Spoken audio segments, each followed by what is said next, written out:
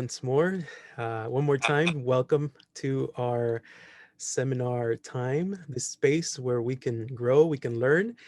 And we have somebody very special with us here that will be sharing in a few more minutes. We're just waiting for more people to connect, and we will present him. But we're excited. I hope you guys are having fun. Esperamos que ustedes se la estén pasando bien. ¿Cómo les ha parecido? Escriban ahí en el chat si quieren prender sus cámaras también, lo pueden hacer.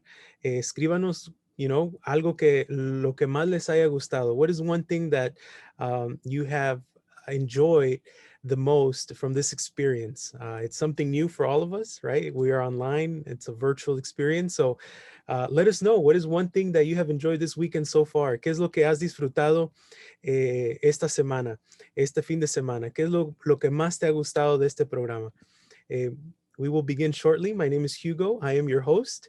And well, we will begin in a few more minutes. We're just waiting for more people to connect. Hey, everybody. ¿Cómo están? Maybe you guys can tell us where you guys are watching from. ¿Desde dónde nos miran? ¿Desde dónde se conectan? Yeah, absolutely.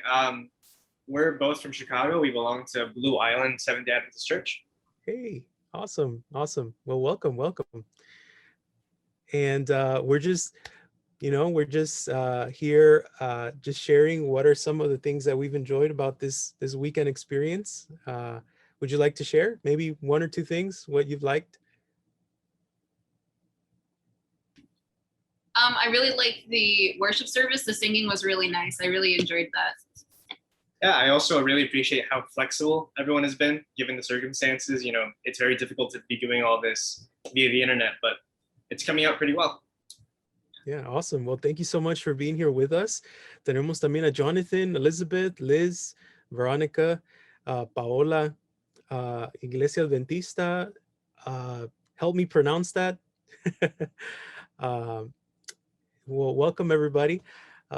We are about to start today's seminar in a few more minutes. We're just waiting for more people to connect, and we will begin. So vamos a comenzar en unos minutitos. Estamos dando tiempo para que la gente se conecte. Pero estamos excited que ustedes están aquí, que escogieron este mensaje, este espacio, y esperemos que podamos aprender mucho. We hope to enjoy this space together that we have, and I like this breakout room because it's not too crowded, but it's perfect size for us to just share at the end. If you guys have any questions, if you guys want to raise your hand, I'll be in the lookout for that. But yeah, we will have 2 seminars this afternoon. So if you guys, after this, you guys can go to the other one, and then don't forget that at the end, we're going to head back to the main event. All right. All right. So we will be here until 3:55. And we have with us Dr. Nicholas with us. Dr. Nicholas, thank you so much for your time. Thank you so much for accepting the invitation to talk about social justice in our world today. And we will learn more about what that means and what's all this about. It's a privilege to have you here with us, Dr. Miller, and this is your time, I guess. Yeah, I'll give you the microphone right now. And if you need to share something too, feel free to do so. I'll put you as host. I think you're muted. Gracias. Buenos tardes, mis hermanos, hermanas. Feliz sábado. I wish that I could keep speaking in Spanish, but I can't yet. I've gone every year during the winter semester for the last 2 years, not this year, but the 2 years before, to Puerto Rico, and have been teaching a class at Antillean University. And I've been studying Spanish there. Haven't made as much progress as I would like. I teach in English because most of the kids can speak English that are going there. And yet it's been a very uplifting and beneficial experience, especially to be in some warm weather in the wintertime, as opposed to Berrien Springs. But it's also made me very much more conscious of the challenges and opportunities of the church overseas. It's also the first time that I've spent any amount of time in a US territory, right? Puerto Rico is a US territory. And, honestly, it's opened my eyes to some ugly spots or aspects of American capitalism and the way that we treat those countries or those parts of America that we don't view as fully part of America. And if you look historically, there's a religion gap. Puerto Rico is largely a Catholic background, right? Puerto Rico used to be run by Spain. But there's also something of a racial gap, right? Most Puerto Ricans are of some sort of Hispanic descent, either from Spain or from some of the native groups there. And it's led me to believe that the way that we've treated Puerto Rico contains elements of both racial and religious and social discrimination. I wish it weren't so. And perhaps it's a bit of a surprise that it's taken me this long to see it, seeing as I grew up in Southern California, which is a very racially diverse place with a large Hispanic population. And I'm sure that those of you on this call with me are aware of what I'm talking about. But it's raised for me a question of what role should the church play in addressing these questions of basic inequality and unfairness in society, right? And there's a phrase that's often used, social justice, social justice. How much should the church talk about social justice? Is it part of the real gospel, or is it a false gospel? And ultimately, of course, the Bible is our guide on these things. And so we're going to spend a few minutes today looking at the biblical backgrounds of how we might think about social justice constructively from a biblical point of view. And I have a PowerPoint, and I will reserve some time for questions at the end. But if anyone has a pressing question during the main presentation, feel free to raise your hand or type something in the chat, and I'll try to keep an eye on that as well. Let me share with you my screen so I can go through this presentation, allowing you to see what I'm seeing. So the title here is Thinking Biblically About Social Justice.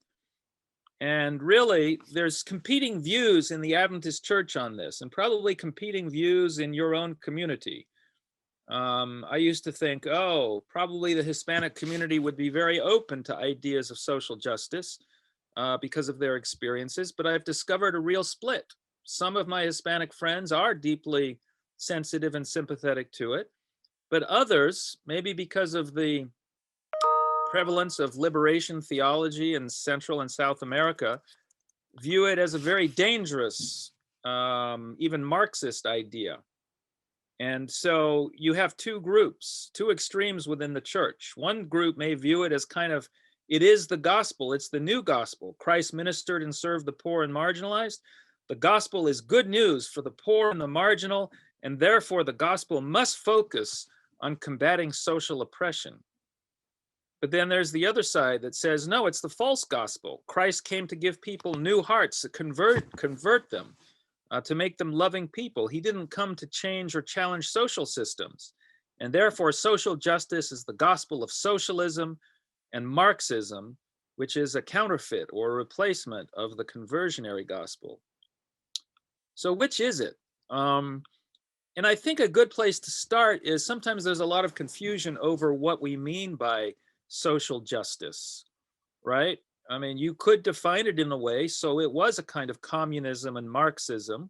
And of course, we wouldn't agree with that, but other ways of thinking about it. And I have a series of questions here.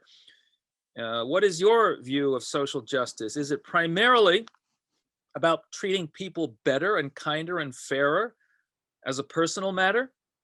This is what some Christians think, right? That social justice is about me being kind to my neighbor, but I should stay out of politics. Or some people think maybe it's trying to seek greater fairness in the legal system. Or what about, is justice about providing equal opportunity for all to participate in society? In fact, many people think that's what we should be colorblind in admissions into school and hiring for jobs. We shouldn't treat any one group better or worse than the other group. Let's just pretend that color doesn't exist. Will that lead to justice? Or is justice about providing some level of similar resources and support so people can equally avail themselves of opportunities that are open to all? For instance, a law school might be open to everybody, but it costs $80,000 a year to go there. And so lots of poor people aren't going to be able to go to law school, even if they have the money for it. Should we care about that? And what if most of the poor or more of the poor people are Black or Hispanic, right? For historical reasons. Does that matter?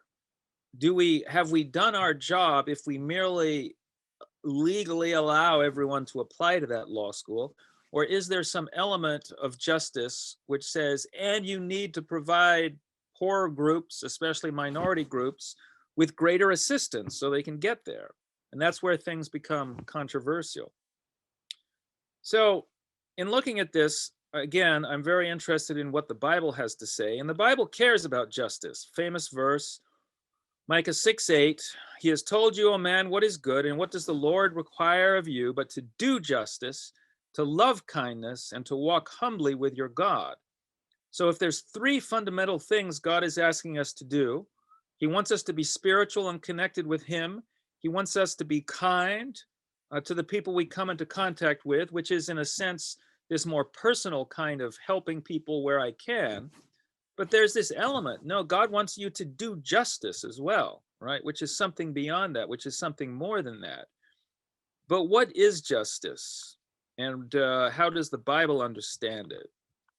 And I want to suggest to you that there's three kinds of justice, and the Bible supports them all, but Adventists really only get two of the three kinds, or at least historically, we've had a hard time understanding the third kind. So I'm going to share the categories with you, and I'm going to show where the Bible supports each of these categories. So there's this commutative personal justice, being honest in your personal agreements and contracts, living up to your word, being a person of integrity, caring for those around you. There's a second kind, and that's procedural or legal justice. So rule of law, non-discrimination, fairness in courts and legal procedures. So if you have a car and somebody takes your car, then the court system should return that car to you. If somebody harms you in some way, the legal system should help repair that harm, and it should treat everyone equally, Black and white, Hispanic and Asian. So that's important. But again, that may not be enough, because the third kind of justice is something we call distributive justice. And that is the thing that's closest to what we know as social justice. And that's how the goods, services, and resources of society are divided up or distributed to begin with. So a legal system could be completely neutral and open to Blacks, whites, Hispanics, and Asians. But if all the whites own all the property and own all the cars, then the legal system can adjudicate conflicts and disputes, but it can't tell us that we're living in a fundamentally unfair society, right? That's about distributive justice. How are things, are things divided up fairly? Is there a level playing field?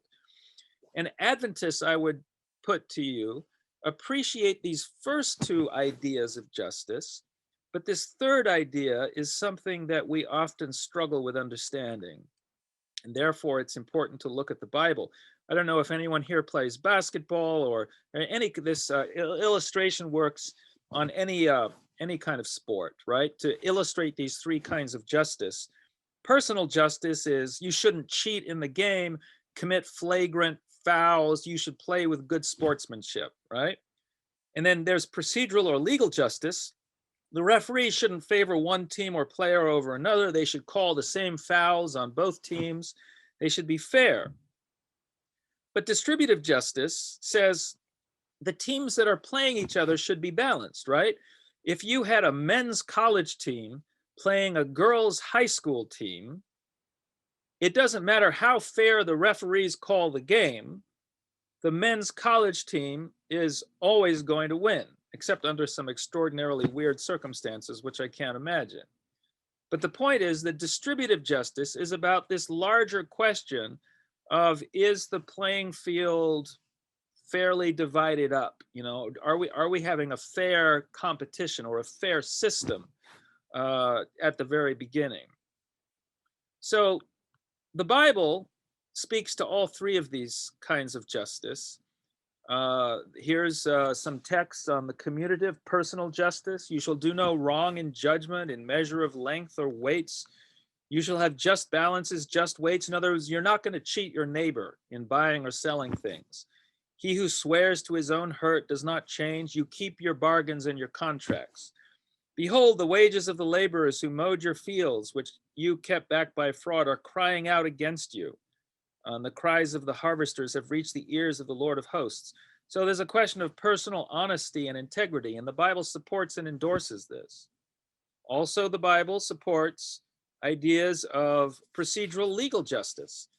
And I charged your judges at that time, hear the cases between your brothers and judge righteously between a man and his brother, or the alien who is with him. You shall not be partial in judgment. You shall hear the small and the great alike.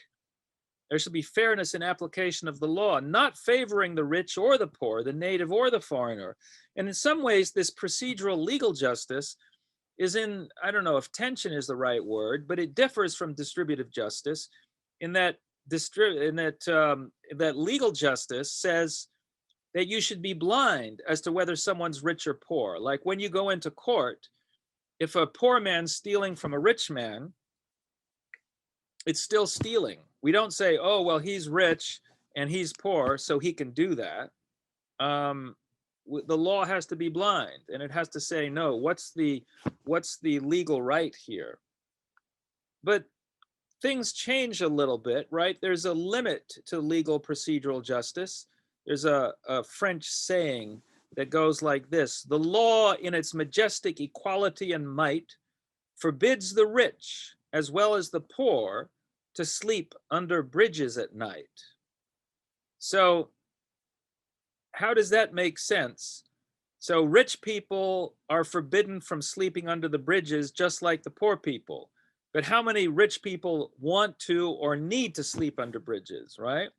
So this law applies equally to all, but really it's making life difficult for the poor people and having no impact on the rich people. It shows that legal equal treatment can discriminate against those of differing circumstances. Equal treatment can be used as an argument to continue to enforce very unequal circumstances. For instance, rules against begging in the subway, you may be enforced equally against rich and poor, but who do they primarily impact?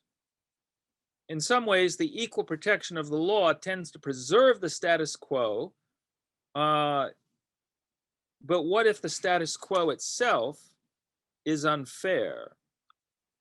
And that's where distributive justice comes into play. And distributive justice has to do with leveling the playing field, a redistribution of resources in society. Many Adventists believe that distributive justice should be a matter of private charity. Yes, we should give money to poor people. That's why we donate to the United Way or the Salvation Army, or in Berrien Springs, we have Neighbor to Neighbor is our thrift store to serve the community.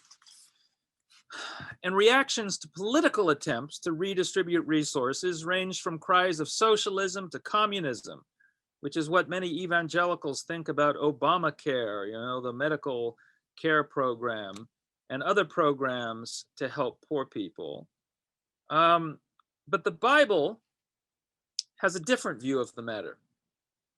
So Mishpat is the Hebrew word for justice in the Bible.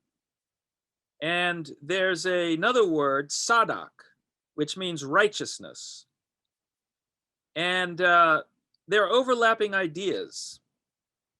So there can be bad laws, there can be sort of bad justice in a sense, mishpat, but there can't be bad righteousness. And a just system of laws and procedures aims to have a righteous society. So we're not just concerned with fair procedure, but we are concerned with even fair outcomes, a righteous society. But how can it be accomplished? Through only private voluntary action? Is it a result of charity rather than justice and law and politics? So here's some of the laws in the Old Testament that would represent this procedural, not procedural, but distributive justice or social justice. So there were laws. You remember the story of Ruth and Naomi, laws of harvesting and gleaning. The edges of the fields were to remain unharvested that the poor may glean from them, right?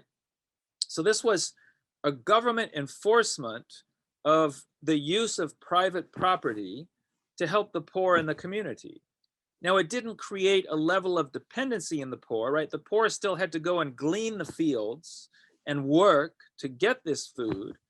But again, it was through the good graces of the state, which was redistributing, at least in a small way, private property from those who were wealthy to those who were in need. There were also yearly tithes that were to benefit the Levite, the stranger, the widows, and the orphan. This was a kind of tax. We call it tithe, but essentially it was collected by the temple for these social purposes. Every third year, there was a tithe that was especially laid up for the sojourner, which would be the immigrant, basically, the alien in the land, the fatherless and the widow. These were official handouts. They weren't voluntary offerings. They were mandatory required gifts from private parties that were then used to help the least well-off in the community. Even a more significant intervention, every seventh year, the fields were to lie fallow and the poor were allowed to harvest and reap those fields. Poor Israelites were to be given special zero interest loans, and loans were to be forgiven every 7 years. So again, extra capital that was in the hands of wealthier people was to be used fairly and freely to poor individuals in the community. Even more dramatically, so we've talked about debts being forgiven in the sabbatical year. Israelites who sold themselves into slavery would go free on the seventh year.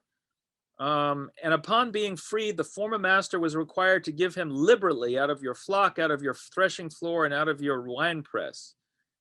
And then every 7 sevens was the year of Jubilee. And in the year of Jubilee, all the land would revert to the original owners. Now, city houses would not revert in the year of Jubilee, but country houses would. And why was that? What kind of economy did Israel have? Israel had an agricultural economy where the value of production was in the land. And you could sell your land and try to go into some other kind of business. But if you sold your land and you bought some other kind of business and you failed at that, your children would still at some point in their life have the chance to have the family land back so they could restart and try again. Now, what would this do? It would stop the gradual accumulation of goods by some small group of people and the loss by another larger group of people, right?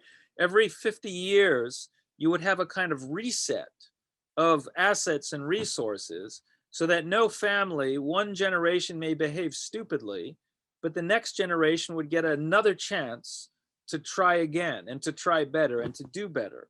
Now, it wasn't the same as handouts, of course. Everyone, you got the land back, but then you either had to farm it or work on it in some way or sell it and buy a business of your own, but you couldn't forever lose your children's heritage. It was something you could lose for yourself, but they were protected in the long run. So this is an incredible amount of governmental intervention into the way the economy ran, right? This notion of just, well, private property is something that I can do with and then sell forever if I want to. No, you couldn't sell away your children's heritage, right? The Lord was going to protect that. Now, this is a high level of intervention in the economy by governmental rules. And there's evidences that Israel did not always do this. When Israel went into captivity, they were told one of the reasons they went into captivity was because they hadn't kept the Sabbaths. And that may have meant weekly Sabbaths, but it's clear that it also meant yearly Sabbaths and the Jubilee Sabbaths, because God says the land will rest finally from the Sabbaths that you didn't keep. And the land would go untilled every 7 years and then twice in the 50-year Jubilee. So yeah, Israel didn't keep this as they should have and as they could have, but God wanted them to. Now, what does that mean for us today? Some people think, well, these laws happened under a theocracy. And we're not under a theocracy today. And therefore, we should only have sort of private charity. The government should not be involved in this kind of redistribution of wealth. Now, obviously, we don't live in the same kind of land economy today that we did back then.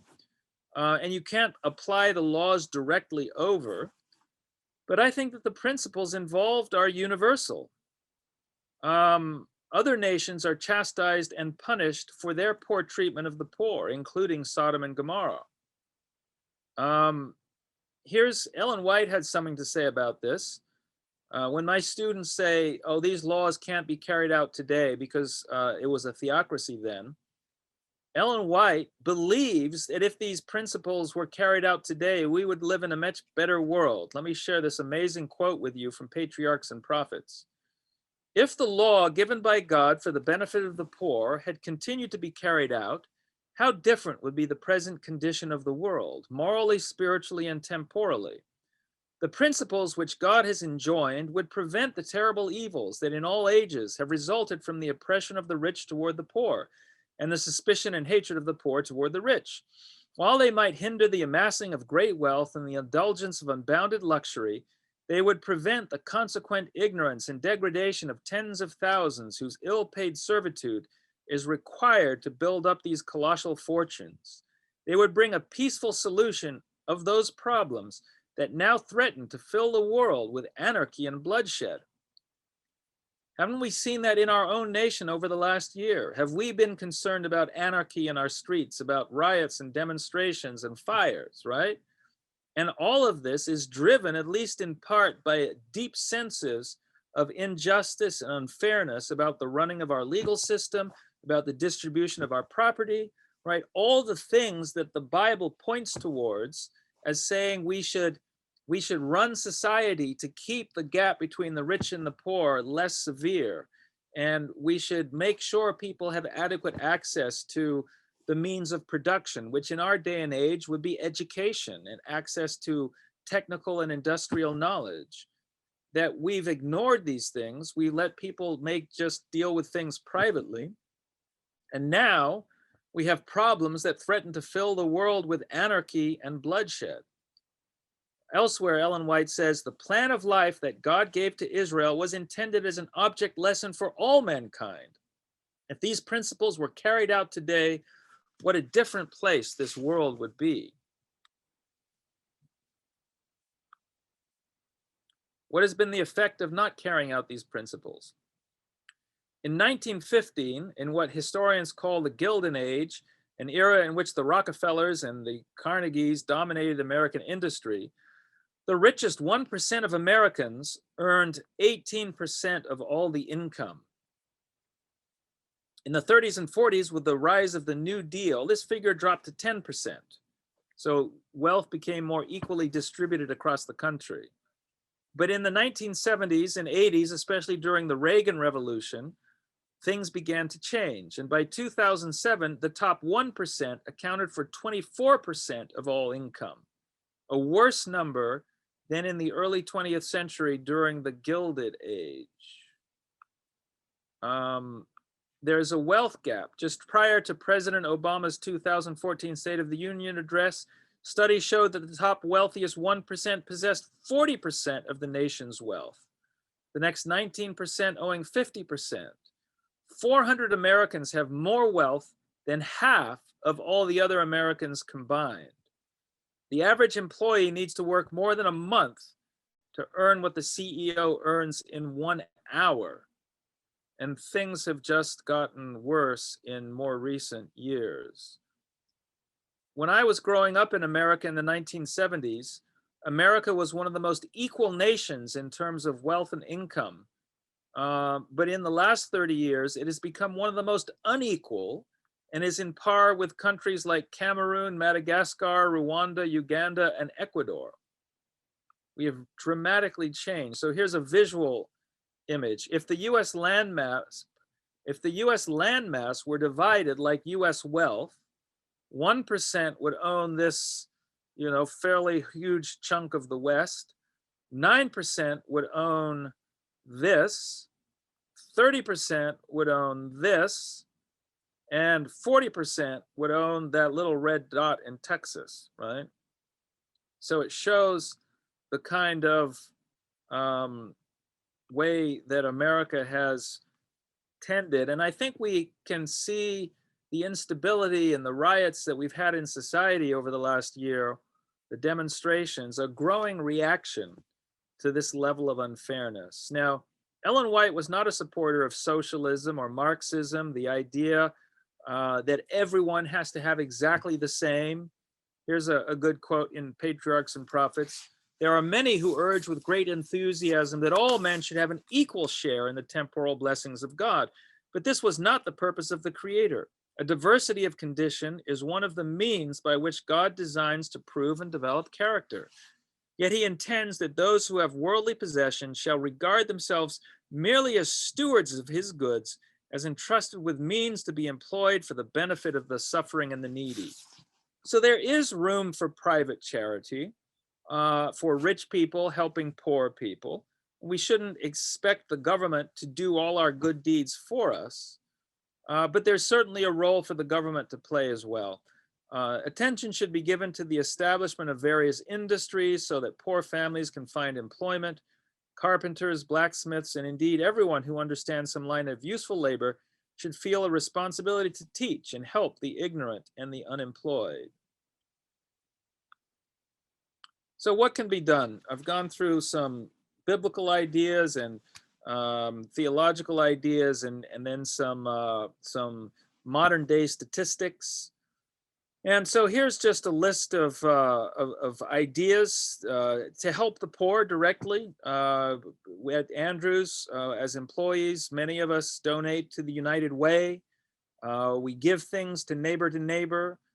We do things individually and personally to try to help, to support the benevolent fund at the church, to promote justice, to seek for racial reconciliation, supporting Martin Luther King Jr. Day and Black History Month and Hispanic history and knowledge of their experiences in the United States. We just recently had Asian Month, and we did a special program at the Union, understanding the history of discrimination against Asians in America, creating a greater level of awareness about the challenges that various groups in our country have faced, helps us to support policies that will be more beneficial and a greater blessing to these groups.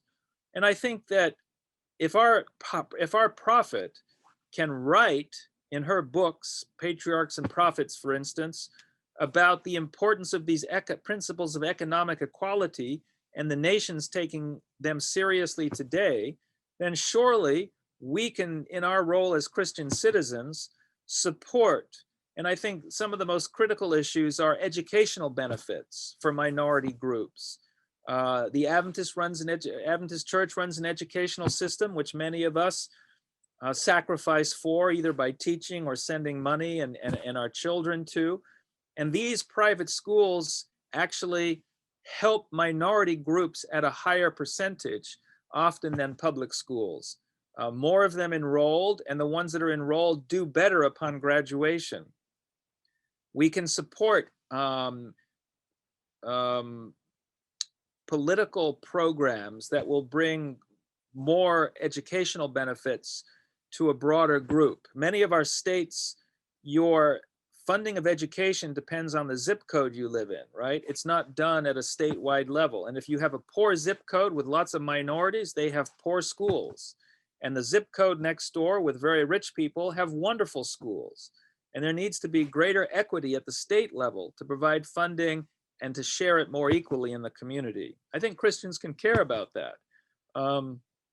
Family and parenting. Sometimes in what I've said so far, you might think, oh, he must be a Democrat. He's caring about these left-wing progressive issues.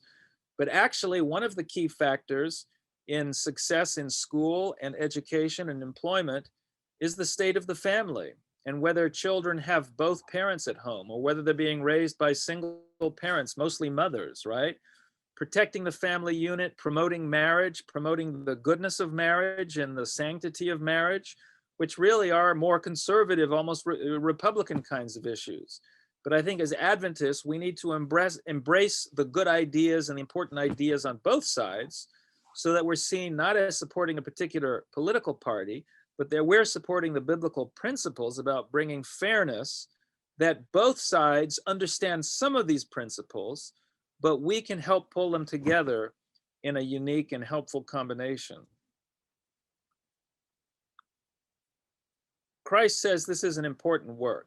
Ellen White in Patriarchs and Prophets says, Christ said that we shall have the poor always with us, and he unites his interest with that of his suffering people. The heart of our Redeemer sympathizes with the poorest and lowliest of his earthly children. He tells us that they are his representatives on earth. He has placed them among us to awaken in our hearts the love that he feels towards the suffering and oppressed. Pity and benevolence shown to them are accepted by Christ as if shown to himself. An act of cruelty or neglect towards them is regarded as though done to him. I think Christ cares about justice and fairness, especially towards those that are marginalized and ostracized, and that anything that we can do, both personally in our lives and in our church, as well as in our larger community, is part of living out the gospel commission in our world today. So that's the end of my formal presentation. I didn't see any particular, I wasn't following the chat overly closely because it's hard to see it when I'm in share mode. Maybe I'll stop my sharing and get to see the screen a bit more. Yeah, And Dr. Miller, there is a question, what books, resources would you recommend for learning more about true, real biblical social justice? So that's a great question. One of my favorite books is by Ron Sider. And the original title of this book was The Scandal of Evangelical Politics. But that was renamed, and the more current version of it is Just Politics, I believe. So like as in justice politics, but just politics. And there's a subtitle I can't remember. But he also wrote the book Rich Christians in an Age of Plenty, which he wrote back in the 1970s and is the book that caused him to become famous. But his book about the scandal of evangelical politics goes through the biblical backgrounds, and it's probably he's a Mennonite theologian, which is from the Anabaptist tradition, and in many ways his expression of biblical principles in how it should cause us to think about politics is probably the closest to an Adventist position that I've seen in writing, other than Ellen White. And I'd add to that Ellen White in the book Patriarchs and Prophets has a chapter on care for the poor. And I took some of the quotes and materials from that chapter, and it goes through the Old Testament economy and points out how all these social justice issues were found there. Let me see if I can actually get the chapter. Why am I not able to pull that up? Wait, it's like chapter 59 or 60. Books, Patriarchs and Prophets, and it is chapter. Okay, it's 50. God's care for the poor, and she talks about this very clearly and very directly. So I'll write this down here also in the chat. Patriarchs and Prophets, chapter 50. And actually it's some versions are numbered differently. So I'll also give the title of the chapter, God's Care for the Poor. And I just think there's so much about our Sabbath message that connects to this. You know, we say we're supposed to teach the Sabbath in the last days, but all we talk about is the seventh day Sabbath. And the seventh day Sabbath was connected to a system of yearly Sabbaths that expressed the principles that were contained in the Sabbath more broadly. So on the Sabbath, we say the commandment over and over until it almost becomes meaningless, but it shows gender equality in that the mother and the father were to rest. It shows some sort of young people's rights, right? The children were to rest. They weren't just to work for the parents. But it shows a social equality because the servants were to rest as well, right? They were before God. You couldn't just rest and have your servants work for you. What else was to rest? The animals were to rest, which caused the earth to rest. There was to be no tilling, even if you had outsiders. And the alien was to rest, which is the immigrant. And so these seeds of the social justice issues are found in the seventh day Sabbath and then are expanded through the yearly Sabbaths in terms of debt forgiveness, in gleanings, in tithe paying for the poor, in the release of slaves, in the returning of the land. These are all Sabbath principles. And in preaching the Sabbath, we should be preaching, so many people think the Sabbath is just irrelevant to their lives today. And yet they're wanting to talk about inequality in society. Well, what if we could show that the two issues are connected? And if you took the Sabbath seriously, you would be opposing this sort of inequality in society. This is part of our prophetic Adventist heritage and message, and we've just lost sight of it. So there. Any other questions? Anyone like to, and I'm happy to have you speak the question if you don't want to write it.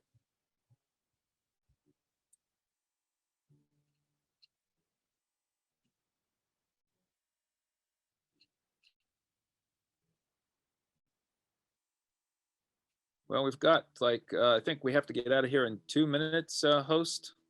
Is that right? Yes, so we have 2 minutes. Thank you. You're muted. I can't hear you. Can you hear me now? Can you hear me now? Yeah, my volume's down a little bit. Okay.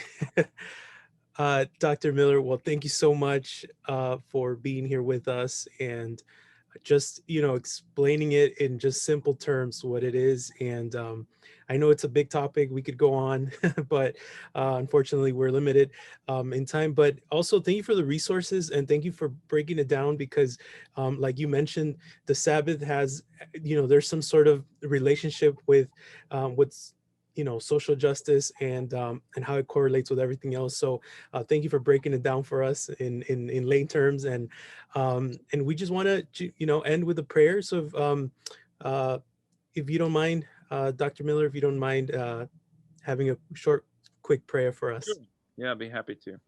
Dear Heavenly Father, we are grateful for the guidance you give us in your written word and how you care about the way societies are constructed and the way poor people and those on the margin are treated and the opportunities that they get.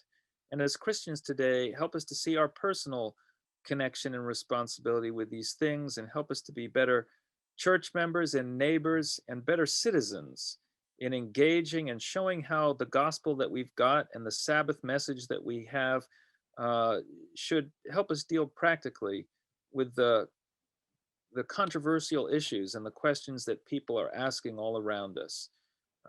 Thank you for this Sabbath day where we can share these ideas, for we pray these things in your name. Amen. Amen.